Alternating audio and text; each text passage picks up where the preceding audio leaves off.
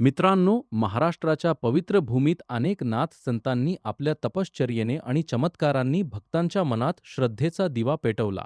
त्यापैकीच एक महान नाथ योगी म्हणजे कणिफनाथ महाराज. असं म्हणतात की ज्याच्या मनात श्रद्धा आणि विश्वास असतो, त्याच्यासाठी नाथ महाराजांची कृपा कोणत्याही संकटातून मार्ग काढू शकते. पण कणिफनाथ महाराज कोण होते, त्यांचा जन्म कसा झाला आणि त्यांच्या जीवनाशी जोडलेली अद्भुत कथा नेमकी काय आहे? चला जाणून घेऊया. पुराण परंपरेनुसार कणिफनाथ महाराज हे नाथ संप्रदायातील महान योगी मानले जातात. त्यांच्या नावाचा संबंध महान नाथ योगी परंपरेशी जोडला जातो. लहानपणापासूनच त्यांना अध्यात्म, योग आणि तपश्चर्येची ओढ होती, अशी लोकपरंपरा सांगते. सामान्य माणसाला ज्या गोष्टी अशक्य वाटतात, त्या गोष्टी कठोर साधनेच्या सामर्थ्याने साध्य करता येतात, असा त्यांचा विश्वास होता. कणिफनाथ महाराजांनी अनेक ठिकाणी भ्रमण केले.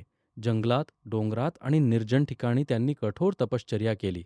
अनेक दिवस अन्नपाण्याचा त्याग करून ते ध्यानधारणेत मग्न राहत असतं, अशी भक्त परंपरेत कथा सांगितली जाते. त्यांच्या तपश्चर्येची कीर्ती हळूहळू सर्वत्र पसरू लागली. एकदा एका गावावर मोठे संकट आले. गावातील लोक अनेक दिवसांपासून त्रस्त होते. पाऊस पडत नव्हता, शेती कोरडी पडली होती आणि गावकऱ्यांच्या मनात भीती निर्माण झाली होती. गावातील काही लोकांनी कणिफनाथ महाराजांची भेट घेण्याचा निर्णय घेतला. ते महाराजांकडे गेले आणि हात जोडून म्हणाले, "महाराज, आमच्यावर मोठे संकट आले आहे. आमची शेती सुकत आहे. आमच्या घरात अन्नाचा प्रश्न निर्माण झाला आहे. आम्हाला या संकटातून बाहेर काढा." कणिफनाथ महाराजांनी शांतपणे त्यांच्याकडे पाहिले.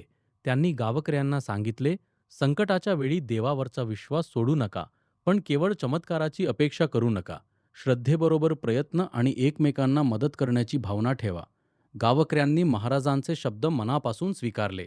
सर्वांनी मिळून गावातील जुनी विहीर साफ केली, पाण्याचे मार्ग मोकळे केले, शेतांची मशागत केली आणि एकमेकांना मदत करण्यास सुरुवात केली. काही दिवसांनी अचानक आकाशात काळे ढग जमले आणि जोरदार पाऊस सुरू झाला. कोरडी पडलेली जमीन पाण्याने भरून गेली. शेतांमध्ये पुन्हा हिरवळ दिसू लागली. गावकऱ्यांच्या डोळ्यांत आनंदाश्रू आले. सगळे कणिफनाथ महाराजांच्या चरणी गेले. महाराज मात्र म्हणाले, "हा माझा चमत्कार नाही, ही तुमच्या श्रद्धेची, एकतेची आणि प्रयत्नांची शक्ती आहे." मित्रांनो, या कथेतून एक अतिशय सुंदर संदेश मिळतो. देवावर श्रद्धा ठेवावी, पण त्याचबरोबर स्वतःचे प्रयत्नही सोडू नयेत. कणिफनाथ महाराजांची शिकवण म्हणजे अहंकार सोडणे, मनावर नियंत्रण ठेवणे, संकटात धैर्य न सोडणे आणि गरजू व्यक्तीला मदत करणे. आजही महाराष्ट्रातील अनेक भक्त कणिफनाथ महाराजांना श्रद्धेने स्मरतात. त्यांच्या नावाचा जयघोष केला की मनाला एक वेगळीच शांतता मिळते, असा भक्तांचा अनुभव आहे.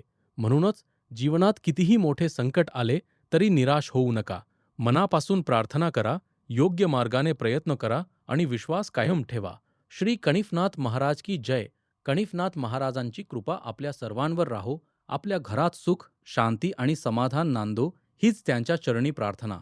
जर तुम्हाला ही कथा आवडली असेल तर व्हिडिओला लाईक करा, चॅनल सबस्क्राईब करा आणि ही कथा आपल्या भक्त मित्रांसोबत नक्की शेअर करा. पुन्हा भेटूया एका नवीन भक्तिमय कथेसोबत. जय कणिफनाथ महाराज. आघ